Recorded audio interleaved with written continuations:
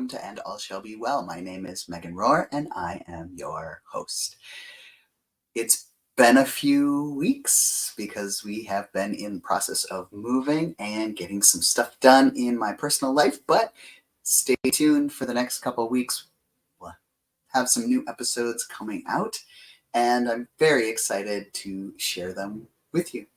I want to celebrate you, the diverse ways that you care for yourself by loving other things in this world, and to celebrate that fabulous little sparkle that is within you. Today's conversation is with Kayla Oakes, a writer, a journalist, and someone who's tackling the in-between spaces. I know this world sometimes feels like it is hard because people have picked to either be on this side or on that side, and everyone in the middle pretty much doesn't exist anymore because people have such strong opinions. Well, this is a conversation about those middle spaces. There is some conversations about abuse and what happens in institutions when things go to hard places, but not so deep that it talks about intimate aspects or details of abuse. We're talking mostly about forgiveness and ways to navigate things that are hard. So I hope you will enjoy this conversation.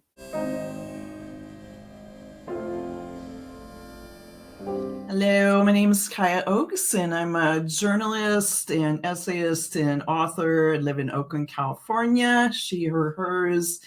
And I'm the author of 5 books, and one's coming down the pipeline this July. And do you have any intersections in your embodiments in the world that you'd like to share with people to sort of learn a little bit more about you? Sure. Well, I am an academic. I teach at UC Berkeley, but I grew up in a very lower middle class family. I'm a working class academic. So that means that, I had to borrow my books a lot of the time and scrape for food. And I was a Pell Grant recipient. So I really identify with a lot of my students who come from that background. And I was raised in the Roman Catholic Church. I'm a semi-practicing Catholic, but I'm also, very progressive on queer people and choice and reproductive rights. And so I sort of don't always fit in with that. But in terms of intersectional identities, I think of myself as a feminist who is Catholic rather than a Catholic feminist. When some of your writing has really focused on that. You've written about women and living in between defiant spaces. You've written about nuns, not the kind that wear habits, but the kinds that are like in between religious affiliations. You've written about former Catholics and people who come back to the Catholic Church after a time away. Mm-hmm.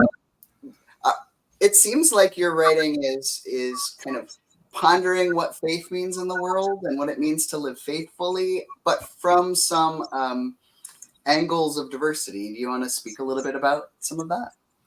Yeah, so when I started to write about religion, my background was actually I was an arts writer, and so most of my life was spent in creative communities, particularly around musicians and other writers and visual artists. And those were often also very working class communities. And so when I got interested in religion, I sort of came from the outside in other words, because the church tradition I grew up in doesn't allow women to be ordained or to hold official positions of power or authority in the church. I was always kind of looking at it from a marginalized perspective. And then when I got interested in writing about religion, I was sort of interested in this question of why some people feel othered by religion or feel like they don't belong to a religion in terms of an institutional religion. And that's a question I don't think I'll ever be able to answer, so I can just keep writing about it forever, because as you know yourself, as a person who works in church spaces, we just never know why someone might never walk through the door and why another person walks through the door every week. And if you ask every person, they have a different answer. And so that's what's really interesting to me, is why some people feel like they belong and some people don't. Well, your latest about to be birthed, right, book coming out in July, right? Mm-hmm. is called Not So Sorry, and it's about some of the abuses that have happened in church spaces. But particularly, it's about the ways that sometimes communities try to rush people towards forgiveness that isn't earned, forgiveness that might harm people, forgiveness that isn't um, natural yet, but maybe a coercing of people into a space that isn't organic and isn't healing. Would you be willing to talk a little bit about your latest book so people can get a taste of what that's like? Yeah, sure. So the subtitle of the book is Abusers, False Apologies, and the Limits of Forgiveness. And so I think I'm really trying to, in the book, to kind of first of all figure out, what do we mean when we talk about forgiveness? Is it letting go of something? Is it forgetting something? Is it putting it in the past? That's sort of how we generally understand it. But when we take a victim-centered approach to conversations about forgiveness, oftentimes they're not able to put trauma in the past. They're not able to move past it. They're not able to let it go. And so I started from that question, is what do we mean when we talk about forgiveness? And then throughout the book, I sort of use that lens to talk about the difference between when institutions ask for forgiveness, whether that's the American government asking for forgiveness in terms of slavery or the genocide of Native American people, or if it's a church asking for forgiveness for clergy abuse, or if it's a one-on-one question of forgiveness where an abuser asks for forgiveness from the people that they've abused. So it looks at forgiveness from a bunch of different angles, but ultimately the central question is, how can we do better for victims of abuse in terms of coming to a better understanding of forgiveness as a process rather than a product?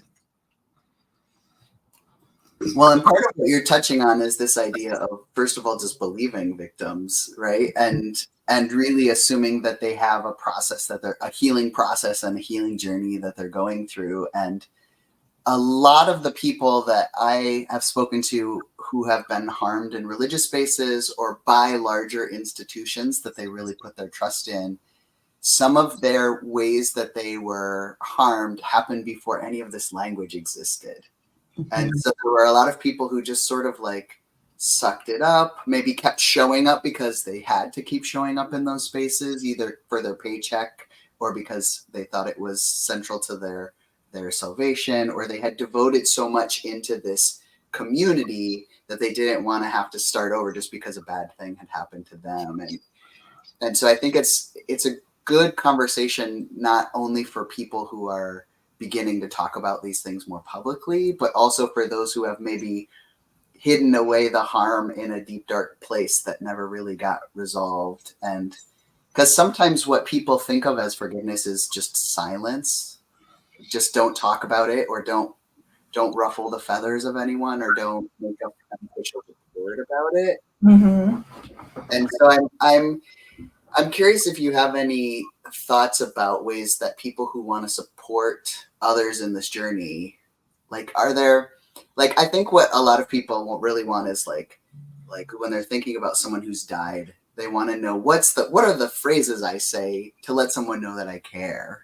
And I wonder if you have any insights from studying this and thinking about it, like, are there ways that we can speak our kindness on the outside of our body in a way that's helpful? Do you have any thoughts or advice for folk who want to care for other people? Mm-hmm. I think it often begins in a moment of mutual recognition, right? So this idea that we're all carrying some sort of trauma, we're all carrying abuse of one form or another, whether we have recognized it as such or not.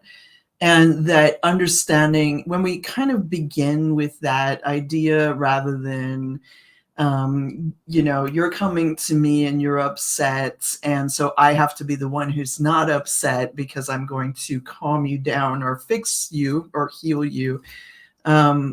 Instead, recognizing that we're all very fragile, and that in that fragility, we're coming to each other as human beings and in our most vulnerable. And I think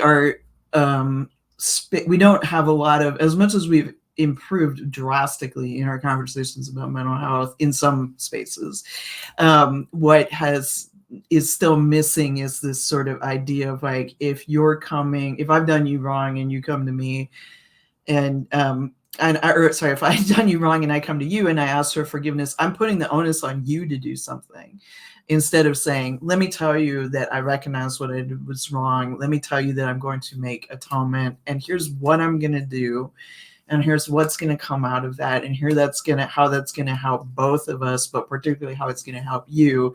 Now can I ask you for forgiveness, right? Instead of starting with forgive me, and then I make you work for it, right? So like you have to revisit the trauma when you get asked that question, and that's very rude, frankly, because it puts somebody back in a really emotionally painful place. So, starting again with this recognition of like that all people are frail and fragile and flawed and broken and all that stuff, but that we ultimately like do not want to hurt each other any further. Well, I like that way of thinking about it too, because I think there's a lot of people who, when a deep, hard thing happens, go to an anger space and feel like forgiveness is never possible. And then there's the other opposite extreme of people who think that forgiveness should always be possible. And I like the way that you're expressing it as a way of trying to figure out what are the things you can do to try to repair. Like maybe there are things you have to do to repair universally because the person you've harmed is not interested right in the relationship. And then what are the things, if that person is interested in a relationship, what are the things you can do to actually move forgiveness forward that doesn't just make things worse? And that's really, really hard stuff to do. It requires a lot of listening, a lot of mutual listening. Sometimes it requires the person who's done, or the institution, which is a whole nother thing, because institutions are made up of groups of people, so this becomes even more problematic. But I think a lot of listening, a lot of patience, a lot of willingness to go back and say, how did I do that wrong? What happened? What were the things that happened to you as the result of that? And again, socially, we just don't have a lot of time for one another, frankly. And so it's hard to carve out spaces. So the restorative justice model, which I talk about at the end of the book, is a really good model for these kinds of conversations, because it begins with the recognition of the harm that's been done, right? And so I think that if we use that model more for these kinds of conversations, they're more fruitful. Well, I like that idea of it starting with a place of acknowledging that harm has happened. Mm-hmm. It's hard to navigate when that's not possible or only one side recognizes it. Right. I wonder if you have had any moments in your personal life, or that you've researched, where you've seen forgiveness go really well. Yeah, I think a great historical example is the South African Truth and Reconciliation Commission, which was Bishop Tutu and was the head of that. And that was after apartheid, bringing the people who had committed these, kept the Black South Africans in such heinous conditions into the public eye. And again, it was truth and reconciliation. So it starts with truth, right? And I think that's really important. And Tutu talks in a book that was written about this committee about the idea of Ubuntu, which is bringing people back into the collective, right? And so that idea that the ultimate purpose of forgiveness is not to heal the individual, but to heal the community. And I think, again, in church spaces, that's so often neglected, because it's sort of like, let's fix this person and send them away. And then they, and then if they want to come back, or if they, are welcome back, like it's often sort of like kind of hush hush, keep it under the rug. And so that model of that Truth and Reconciliation Committee, in fact, it was so unprecedented that they showed those hearings on television. I mean, imagine that now, like a hearing for, I don't know, the January 6th riots, where the the people who rushed into the Capitol had to talk about why they did what they did and why it was wrong. And everybody in the country was watching at the same time. I cannot imagine this happening today, but it's a great model. Yeah, I like that idea, even if it doesn't happen very often in people's one-on-one lives these days. Although I can say that of the people who were unkind to me in college because I was a LGBTQ person, everyone that I recall doing that has said sorry. Like since then, it's just taken a lot of years, and I don't know if it's really a like I don't think it's a like it gets better for everyone kind of thing. I think what I just wish for people is that if it releases someone else from the guilt of what they've gone through, Mm-hmm. and you're over it, that it's that people have more of those conversations, and if someone has harmed you, they can just start with, I hear that I've harmed you, let's work through it, without this idea that you have to figure out who's right and who's wrong in a court kind of way. But Right. just, like, I care about your feelings, let's sit together and chat. And that's a rare thing to find in our world, but certainly something I think we all need right now. Absolutely. Yeah, you would think that churches would be the spaces that we would be able to do that the best, but sometimes it's the hardest because people believe they've come into the world and acted in such morally benevolent ways, right?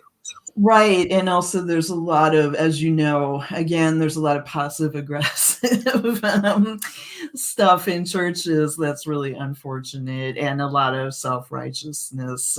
And I do think that that's kind of natural, in human interactions. We do it in academia all the time too. The passive aggressive thing is like how we roll. But like, I really enjoyed that lecture you gave. Like, but on the other hand of that is that, like what you talked about, like learning to care about other people's feelings. It's a growth process. You talked about how it took years and years for people to apologize for treating you poorly when you were younger.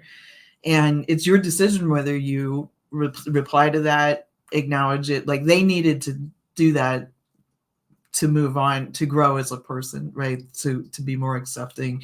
But you're the person who decides, are you going to respond to that email? Are you going to let it go? Are you going to engage with them? So that's where your agency comes into play. Well, I found in my own life that it's really easy to freeze people in time. It's really easy to believe that someone who was bad to me back on this date in this place, and because I haven't seen them since then, to always believe that that's still where they are and how they feel and how they're living and breathing in the world. Mm-hmm. And so even if like they haven't, fixed what was broken in all of the ways, there is something powerful for me as someone who was harmed to just simply learn that people change and that change is possible. Because otherwise, I just believe that there's an entire group of people who are just always going to feel a way that hurts me, right? And so there's something liberative for me about learning that people have changed. And it's easier to imagine they've changed a lot if you don't ask too many follow-up questions about like where they are now. But there's not very many moments in life where you get to acknowledge that people have been in one place and now they're in an entirely different place without there being consequences for that, right? Right. So that part of it's been pretty healing for me. I wonder, as you're wrestling with tough subjects like this, what are some of the ways that you personally try to take care of yourself or to heal from? Because sometimes when we pick at the scabs of our own personal past, we got to take care of ourselves in extra special ways. What are some of the things that you do to stay well? I really believe in community, and that like there's two kinds of community that each of us experience. One is the small C community, which is sort of like our families, our friends, our chosen families, and then the larger community is like, for me, the school where I work, the city that I live in. I grew up here in Oakland, so I have a really precious relationship with the city. I've seen it through its ups and downs, but I think of it as my large C community, my church community, which is both, in the institution of church, and when, I would say you and I are probably part of the same church community, even though we're like not in the same denomination and we don't go to the same building, but we are in the same kind of group, right? Of people who are trying to make the church better. And then on top of that, I really believe I'm working on my relationship with my physical body, as many people are, as it changes. I finished treatment for breast cancer in March, and so I'm recovering and I'm learning how to rest. And I'm a very driven person. I've read 6 books in in like 15 years, and I moved to work, and I'm very motivated I'm one of those people who has a really hard time asking for help, but I'd be the first one to give you help, right? And so I'm learning right now to kind of recognize that it's okay, to take help when it's offered.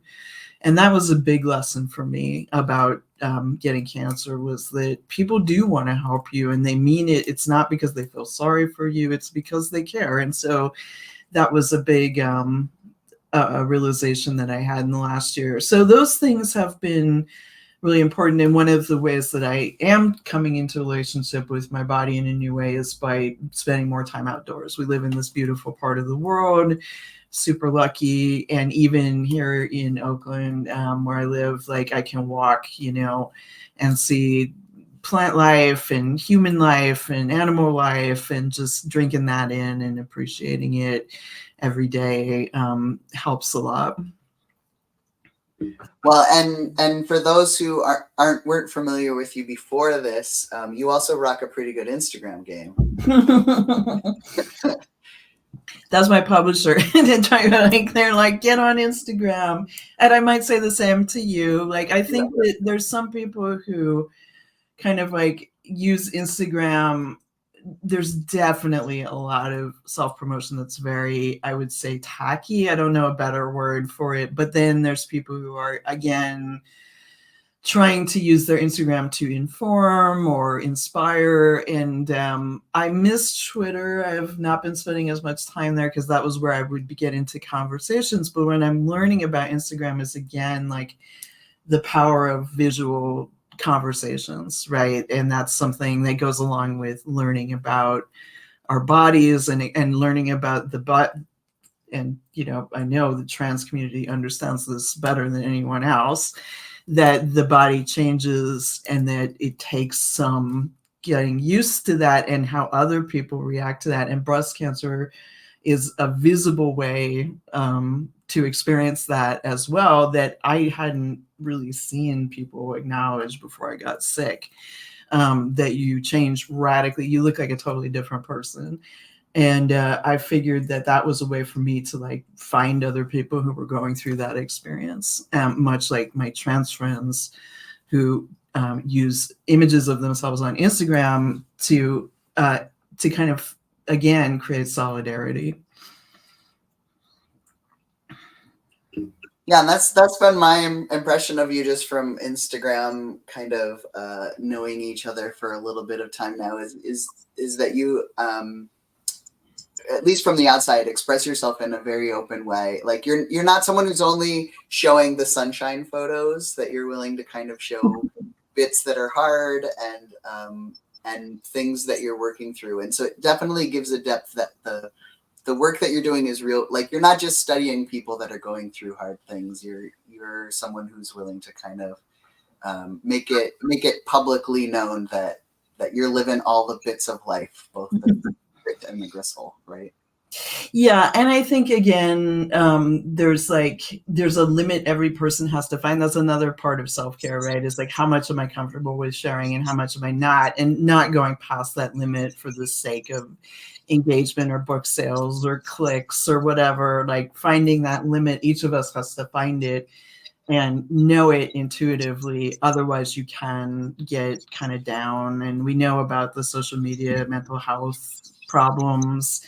So I think that's something I talk about with my students a lot, because Gen Z has experienced that more than we have. I don't know your age, but I'm Gen X. And so like elder millennials, Gen X, they're feeling it every day. Like Gen Z is feeling every day those limits of social media and starting to really think they've hit the limit of their life on social media. They don't want to meet people in real life now. So That's one of the luxuries of growing up in the 80s, is we had a we were whole chunk of time before the internet even existed where we could kind of develop some of those friendship making skills, whether we kind of use them in our days or not. Yeah. Yeah. Well, I'm appreciative of what you are up to in the world, whether it's the taller than you stack of books that you've read behind you, ways that you're kind of trying to work towards wellness in your own personal life, and the ways that you share some of these learnings that you have, so we can get through the hard stuff through writing. So thank you for all of that. What's the best way for people to connect with you if they're interested in learning more? Sure. I'm on Instagram. It's at Kaya Oaks Writes. I have a website, which is oakstown.org, which should pop up on Google if you look for me. And then you can buy my books pretty much wherever books are sold.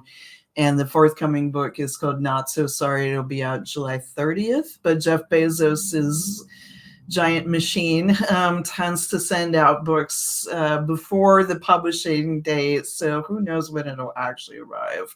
But you can also order it from your local independent bookstore, which is great because then you support your community.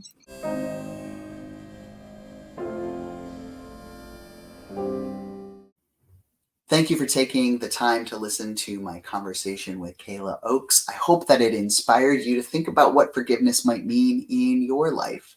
Who would you like forgiveness from? Who do you maybe owe a little bit of forgiveness? And who or what are the things that you're not quite there with? It's all okay wherever you land. And I hope that you are taking care of yourself and seeking wellness so that you can be safe and secure and healthy in all the places in between that you navigate. I think you are beloved, and I hope that if you need a little bit extra TLC or support to make it through another week, that you'll stop by some of my social media spaces. Like, subscribe, do all of the thumbs up kind of things that people do when they want to support conversations that are helpful to them. And thank you again for all the ways that you have supported this important work. See you next week. Take care, everybody.